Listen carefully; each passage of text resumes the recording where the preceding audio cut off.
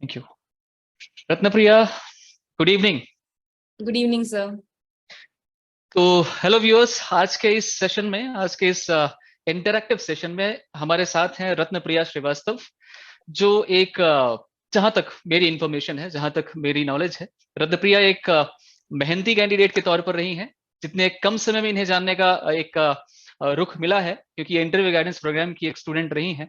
तो उस पर्सपेक्टिव में जो कुछ हमने देखा कि कई अलग अलग स्टेट्स में भी इन्होंने अपनी अपीयरेंस दर्शाई थी, और बहुत ही कम समय में एक अच्छी क्वालिफिकेशन के साथ इन्होंने पीजी भी किया हुआ है, और मेरा ख्याल है, अगर मैं गलत नहीं हूं, तो पीएचडी ये परसू कर रही हैं। और अभी हाल फिलहाल में ये किसी स्पेसिफिक यूनिवर्सिटी में एज एन असिस्टेंट प्रोफेसर भी वर्क कर रही थी। तो इस पूरे ड्यूरेशन में अपने कार्यकाल के साथ साथ और प्रिपरेशन की जर्नी में रहना, ये दोनों ही अपने आप में बड़े ही विचित्र सी बातें दिखाई पड़ती हैं कि व्यक्ति अपने समय का प्रबंधन कैसे करे कि वो अपने प्रिपरेशन में भी पूरी उच्चता के साथ बना रहे और अपने कार्य के प्रति भी उतनी संजीदगी के साथ उसमें बना रहे। तो मैं पूरी तरह से रत्नप्रिया श्रीवास्तव की तरफ अपनी बात करूंगा, और मैं चाहूंगा कि वो अपना परिचय देना प्रारंभ करें, और परिचय देने के साथ साथ अपकमिंग जुडिशियल एस्पिरेंट्स को कुछ ऐसी इंफॉर्मेशन, कुछ ऐसी बृहद प्रकार की बातें अपने इस समक्ष रखें, इस सेशन में रखें, ताकि वे कैंडिडेट बहुत कुछ सीखने का मौका प्राप्त कर सकें। Ratnapriya, please. Good evening everyone. मेरा नाम रत्नप्रिया श्रीवास्तव है। रिसेंटली अभी मैंने एमपी सिविल जज एग्जामिनेशन क्रैक किया है। उसमें मेरी रैंक 59 थी, और मैंने अपना graduation Chanakya national law university से किया है, और अपना masters national law school of India university Bangalore से। और जैसे सर ने बताया, मैं फिलहाल अभी पीएचडी भी परस्यू कर रही हूँ। और sir is very kind enough कि उन्होंने इतने अच्छे शब्द यूज किए मेरे लिए। टाइम मैनेजमेंट रही बात, वो हम लोग अभी सर आगे डिस्कस करते हैं जैसे जैसे पक्का होता है। पक्का। सर लॉ कैसे पढ़ना है ये तो मेरे ख्याल से आप ज्यादा अच्छे बता पाएंगे। जितना सर हमारा इंटरेक्शन हुआ है, sir has been very helpful. उनके sir and Singh sir as well, उनके वर्ड्स बहुत मोटिवेशनल रहे हैं हमेशा। एक जो कॉन्फिडेंस कभी कभी मैं लूज भी करती थी, तो सर और सिंह सर ने हमेशा मुझे बूस्टअप किया है।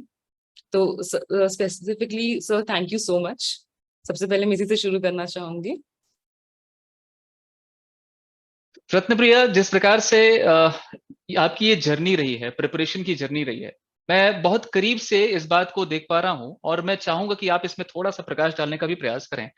वे कैंडिडेट्स जो लॉ कंप्लीट कर चुके हैं, लॉ ग्रेजुएशन कंप्लीट कर चुके हैं, और कहीं ना कहीं वर्कआउट कर रहे हैं, किसी न किसी रूप में वो कार्य क्षेत्र में रत हैं, और yes, ऐसे लोग अगर अपने जीवन में जुडिशियल सर्विसेज को ऑप्ट करना चाहते हैं और उसकी प्रिपरेशन में आना चाहते हैं, तो आपकी तरफ से, आपके अपने अनुभव और ज्ञान के आधार पर आप उनके लिए क्या स्पेसिफाई करेंगे कि वो इन दोनों चीजों को बराबर गति से बनाकर रखें, कि उनके अपने कार्य क्षेत्र में भी वो अपना कार्य संपादित करते रहें, और प्रिपरेशन के तौर पर भी वो अपने एक्ट को बहुत अच्छे तरीके से कंप्लीट कर सकें और इस सेवा में आ सकें। इसके लिए आप उन्हें कुछ बताइए प्लीज। सर सबसे पहले मेरे ख्याल से सर मेरा थोड़ा लंबा गैप हो गया था। मेरे हिसाब से 2019 में मैंने अपना पोस्ट ग्रेजुएशन कंप्लीट किया था, अभी 2023 चल रहा है। तो सर मेरे लिए जब मैं इंगेज थी एक वोकेशन में, मैं एज गेस्ट फैकल्टी भी टीच कर रही हूँ बरकतुल्लाह यूनिवर्सिटी में, तो सर मेरे लिए वो बहुत हेल्पफुल रहा था। बिकॉज घर में अगर आप बैठे हुए हैं सिर्फ प्रिपरेशन कर रहे हैं, तो एक ब्लॉक आ जाता है दिमाग में। करेक्ट। मोर बिल्कुल सही। ओवर फ्रस्ट्रेशन, अगर सही वर्ड यूज करें तो फ्रस्ट्रेशन भी आ जाता है। हाँ, बेहतर होगा। Yes sir. और जब जैसे ही मैंने कॉलेज जाना शुरू किया, जब मैंने स्टूडेंट से इंटरेक्ट करना शुरू किया, तो सर दो तीन फायदे थे। एक तो घर पे बैठे बैठे आप किसी से बोल नहीं रहे, किसी से बात नहीं कर रहे हैं, तो वो सोशल एनिमल ह्यूमन होता ही है। अब करेक्ट। वो चीज चली गई है। अब आप किसी से बात नहीं कर पा रहे हैं। फ्रेंड्स से भी आप कितना बात कर लेंगे फोन पे, वीडियो कॉल्स पे। बिल्कुल सच। तो सबसे पहले तो ये मेरे लिए बहुत हेल्पफुल था कि मैं लोगों से इंटरेक्ट कर पा रही थी। दूसरा जी। सर एक बेनिफिट मुझे ये मिला कि सिंस मैं पढ़ा रही थी, तो मेरे हिसाब से teaching is one of the most difficult professions.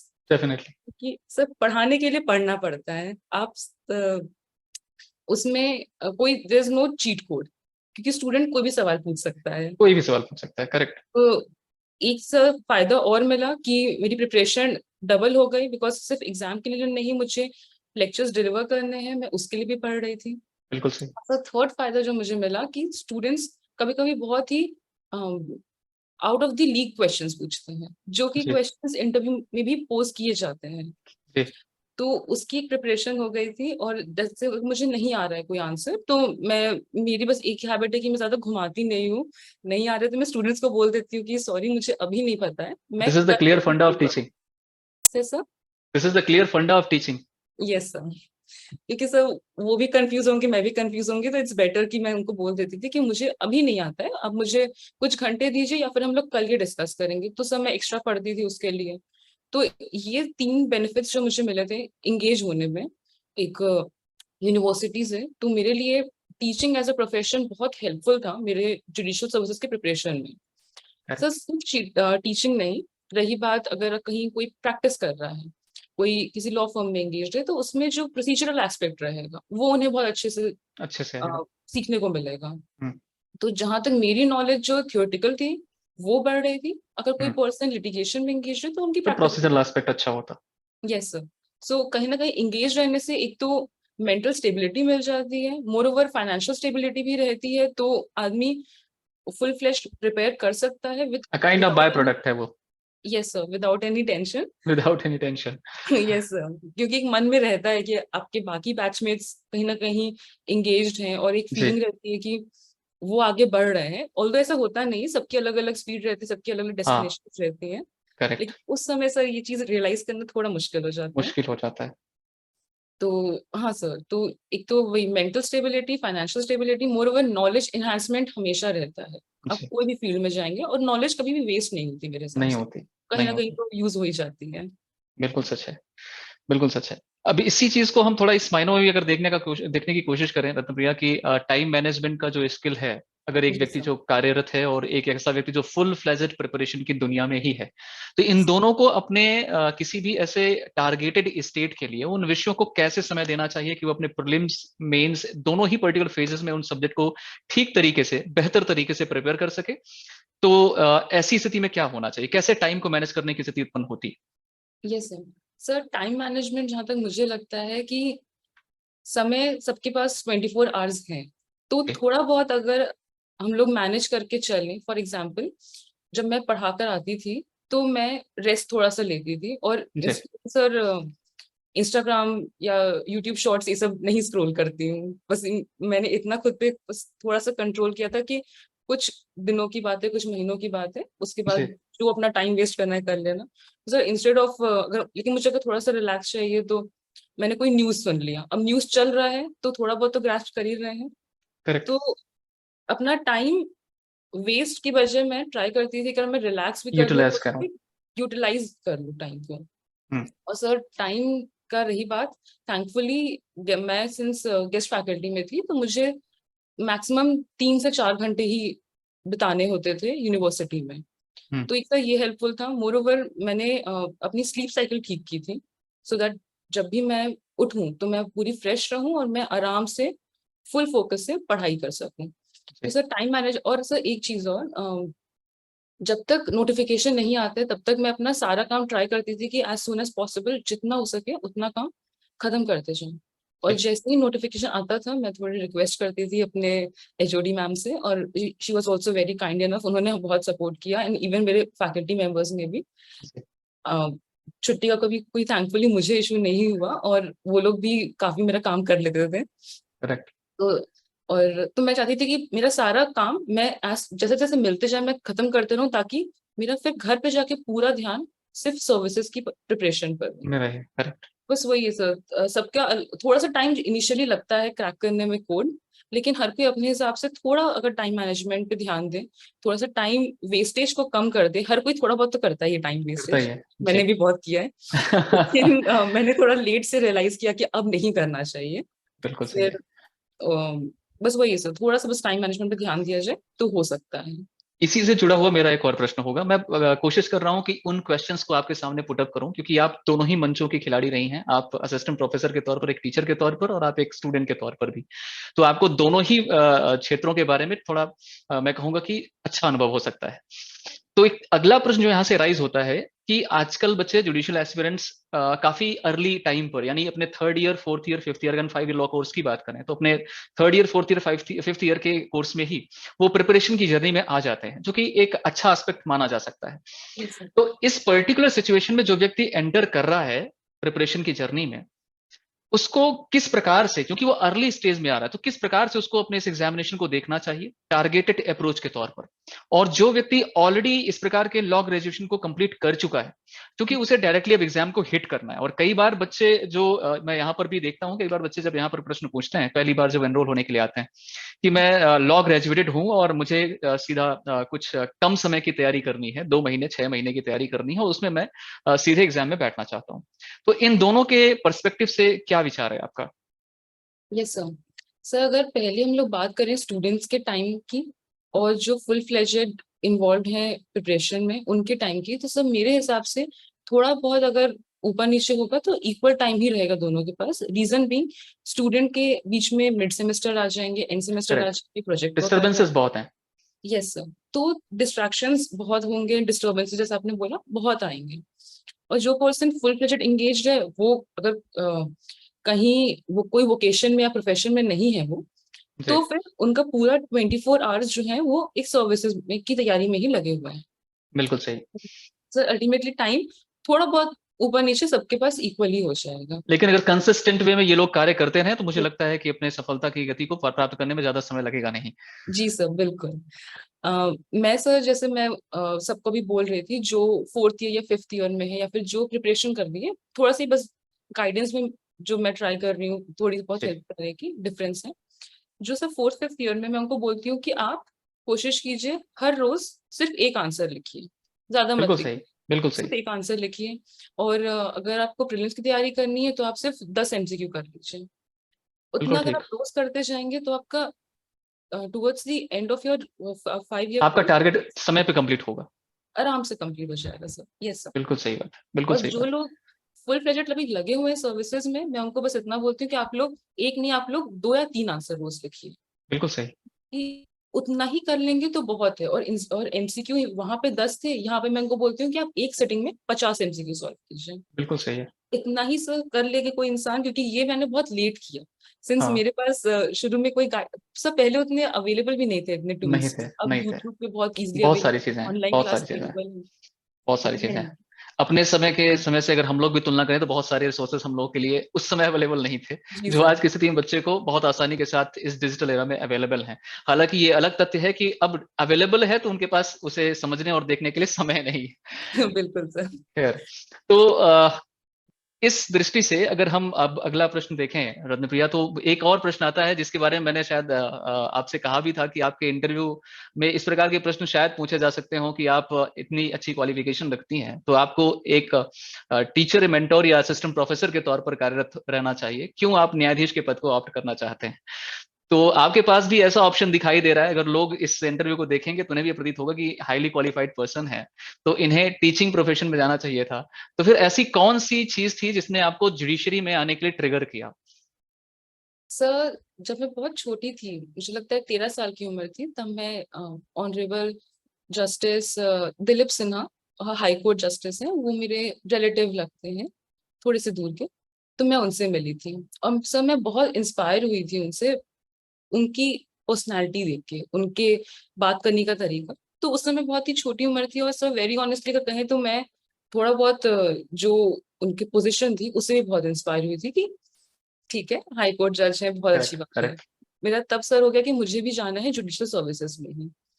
जब मैं सर धीरे धीरे ग्रेजुएशन अपना कर रही थी, तब मैंने रियलाइज किया कि पब्लिक सर्विस की पावर क्या होती है। So power not a sense of entitlement but a tool to serve the society. So वो बस थोड़ा सा कंफ्यूजन कभी कभी बहुत लोग को हो जाता है।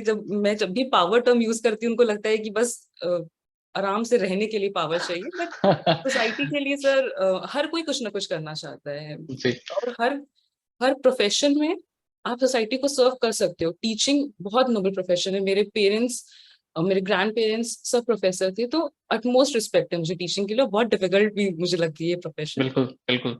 मेरा सर बस था कि मुझे पब्लिक सर्विस में आना है, बिकॉज आपके पास अपॉर्चुनिटी तो हर प्रोफेशन में होगी, लेकिन जो पावर आती है to make the actual change, वो पब्लिक सर्विस में बहुत इजीली मिल जाती है। इजीली मिल जाती में है, भी मिलती है बट थोड़ी ग्रेजुअली मिलती है, इसमें बिल्कुल इजीली सच। मिलती है। सर मुझे पब्लिक सर्विस में आना था और जुडिशियल सर्विसेज बचपन से मेरा था गोल। तो ये सब एक्यूमुलेट जब हुआ तो by third year I was dead sure कि मुझे जुडिशियल सर्विसेज ही करने हैं। कैंपस प्लेसमेंट में भी जब शॉर्टलिस्ट होते हैं तो उसमें मैं शॉर्टलिस्ट हुई थी। वो भी मेरे थोड़ा सा टफ डिसीजन था कि should I leave this opportunity और नॉट, क्योंकि अच्छा खासा पैकेज मिल रहा था। तो उसमें भी मैं बड़ा डिसीजन था, कंसल्ट किया और मैंने बड़ा कहा कि डिसीजन था। ठीक है, नहीं करते हैं। जो इतने दिनों से जो अल्टीमेट ऑब्जेक्टिव था, जो अल्टीमेट गोल था, उसे बीच कंटिन्यू रास्ते करते पे हैं, नहीं छोड़ते हैं। हाँ। बिल्कुल। और इवन सर अभी जब मैं कंटिन्यू कर रही थी टीचिंग के लिए भी, तो सर बहुत बहुत नोबल प्रोफेशन, लेकिन मुझे वही लग रहा था कि मैं अपने ड्रीम और ऑब्जेक्टिव दोनों को ही कैसे अबैंडन कर दूं बीच में। तो वो सर मेरी जो यंगर सेल्फ है जिसने वो सपना देखा था 13 साल की उम्र में, मुझे लग रहा था कि मैं उसके साथ इनजस्टिस कर दूंगी। बहुत ये बढ़िया। सब हो रहा था मेरे साथ, तो मुझे था कि बस भले थोड़ा और समय लगे, लेकिन पूरी कोशिश के साथ एक बार और किया जाए। हम उसी का परिणाम है रद्दप्रिया, ये उसी का परिणाम है। मुझे वसीम बरेलवी साहब की एक लाइन याद आती है कि आने दो ये तूफान क्या ले जाएंगे, मैं तो जब डरता कि मेरा हौसला ले जाएंगे। तो ये उसी के परिणाम है जो आज की स्थिति में आपकी सफलता के रूप में परिलक्षित हो रहा है। अ, अ, रत्नप्रिया, मैं अगले कुछ सेगमेंट में ऐसे प्रश्न रखना चाहता हूं, क्योंकि आपने Madhya Pradesh judicial services examination को क्वालिफाई किया है। तो इसमें जो कैंडिडेट एमपी जुडिशरी के लिए तैयारी कर रहे हैं, उन कैंडिडेट्स के लिए प्रीलिम्स के एस्पेक्ट में अगर प्रिपेयर होना है तो उन्हें किस तरीके से अपनी तैयारी को आगे ले जाना चाहिए, पहला ये। दूसरा ये कि मेंस एग्जामिनेशन की जो अप्रोच है उसे किस रूप में रखा जाए, ताकि विशेषकर लैंग्वेज सेक्शन और जजमेंट राइटिंग का जो पेपर है, कई बार जुडिशियल एस्पिरेंट लैंग्वेज सेक्शन को बहुत अंडर एस्टिमेट करते हैं, जो मैंने आसपास अपने बच्चों के बीच में देखा है।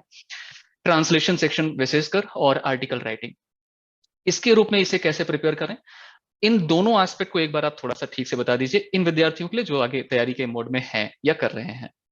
Yes sir. Sir first part, prelims की तैयारी कैसे होती है एमपी स्पेसिफिक।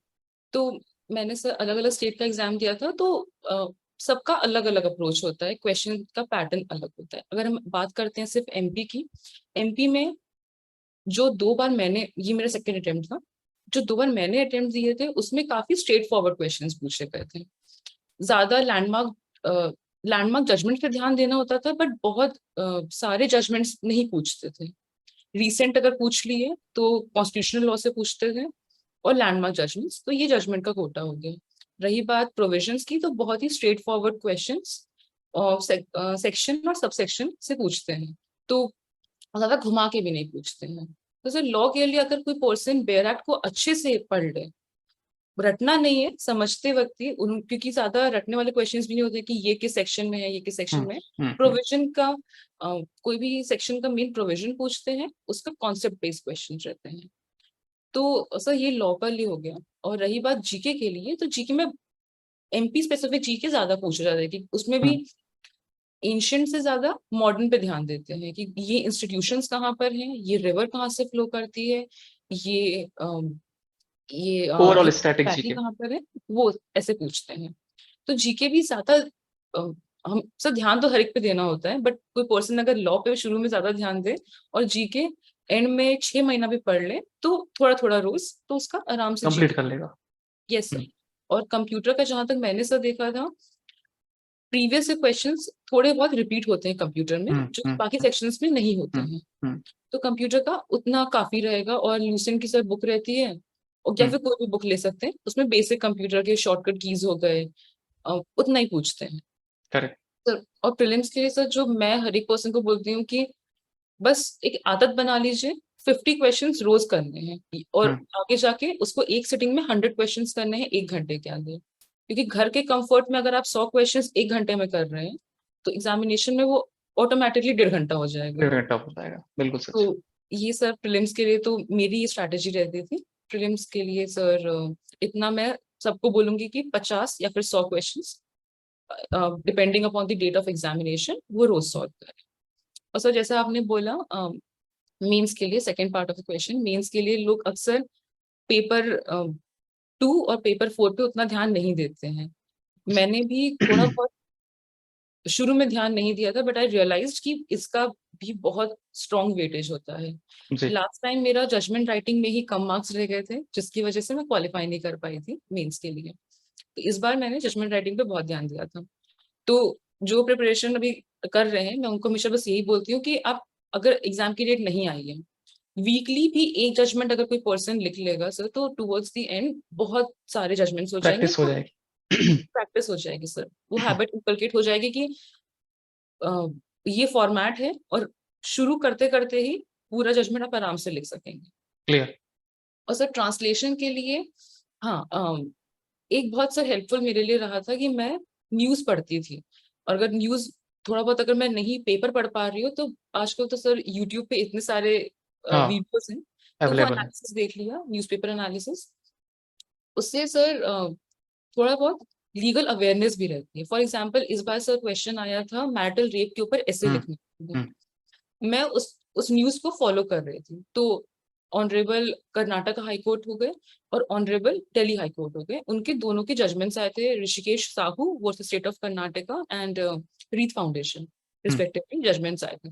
तो सर मेरे लिए काफी इजी हो गया था इस पे लिखना, क्योंकि लिखना मैंने इजी हो गया। कोट कर लिया, जो ऑनरेबल जस्टिसेस थे उनके लाइंस कोट किए, उनके थॉट प्रोसेस कोट की, और मैंने उस तरह से जजमेंट लिख दिया। तो थोड़ा सा लीगल अवेयरनेस, या फिर अगर कोई पर्सन, बहुत ही बेसिक क्वेश्चन ही आते हैं, ऐसा नहीं कि आउट ऑफ द लीग कोई क्वेश्चन आ जाएगा, करेक्ट।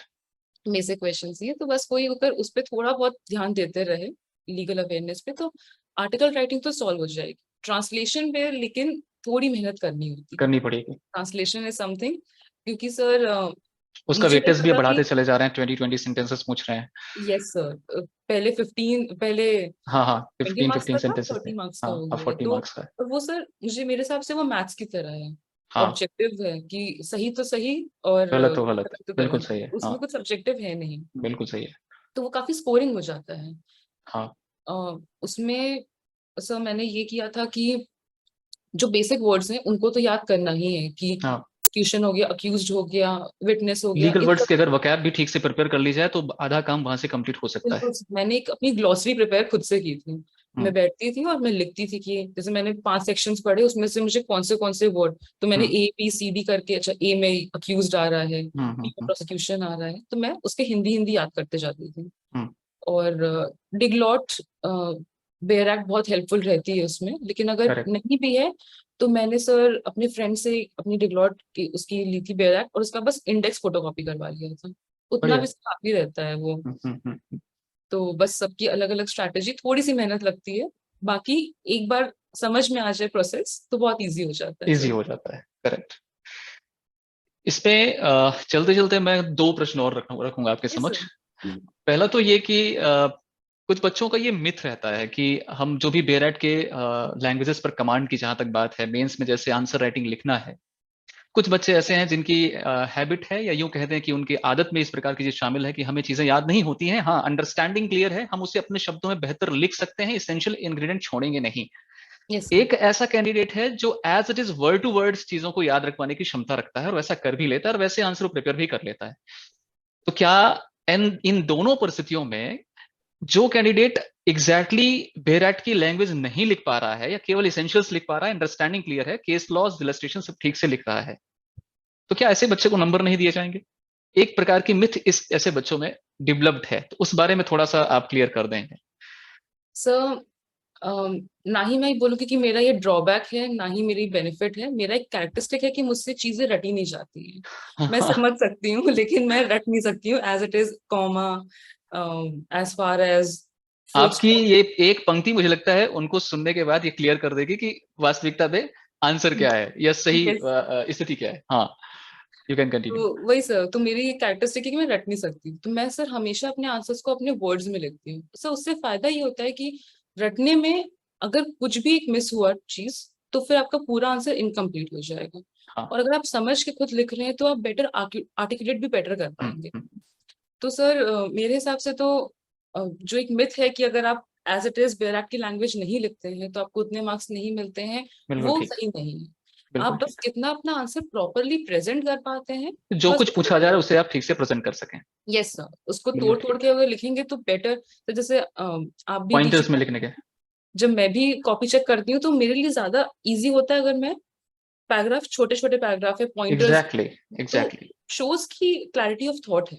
हाँ तो मेरे हिसाब say that will fetch us more marks. बिल्कुल ये सही है। मेरी थिंकिंग है, ये मेरी स्ट्रैटेजी रही थी। बाकी बिल्कुल अगर ठीक। दूसरा पर्सन में कैपेबिलिटी है कि वो एज इट इज लिख सकता है तो बहुत अच्छी बात है, लेकिन जी, मोस्ट ऑफ द पीपल में ये नहीं होती है, तो उन्हें डिसहार्टन नहीं होना चाहिए इस चीज को लेके। बिल्कुल ठीक। अंतिमतः रत्नप्रिया एक और प्रश्न आपसे है कि इंटरव्यू फेज में बच्चा जब पहुंचता है या कैंडिडेट जब वहां पहुंचते हैं तो उनको किस रूप में प्रिपेयर होना चाहिए? आपका इंटरव्यू कैसा रहा, कैसे प्रश्न आपसे पूछे गए, इसके बारे में थोड़ा सा आप बता दीजिए। Yes sir. सर मेरा इंटरव्यू काफी छोटा ड्यूरेशन का था। आई थिंक उस दिन सबके इंटरव्यू 8 से 10 मिनट में खत्म हो रहे थे, मेरा भी उतना ही चला था। सबसे पहले तो उन्होंने मुझसे पूछा मेरे पेरेंट्स के बारे में, कि मेरे पेरेंट्स क्या करते हैं। फिर मेरा एलएलएम में स्पेशलाइजेशन वाज ह्यूमन राइट्स, तो मैंने क्यों वो ऑप्ट किया। उसके बाद सर उन्होंने मुझसे, सबसे पहला क्वेश्चन था रेस जुडिकाटा का। सिंपल क्वेश्चन ही था, थोड़ा सा घूम के था, तो मुझसे ऑनेस्टली वो क्वेश्चन नहीं बना था। अब सर यहीं पर आ जाता है मेक और ब्रेक वाला चीज, कि फर्स्ट क्वेश्चन ही मुझसे नहीं बन रहा है लॉ का, हाँ तो मैं अपना अपना कंपोजर, अपना काम लूज नहीं करना है।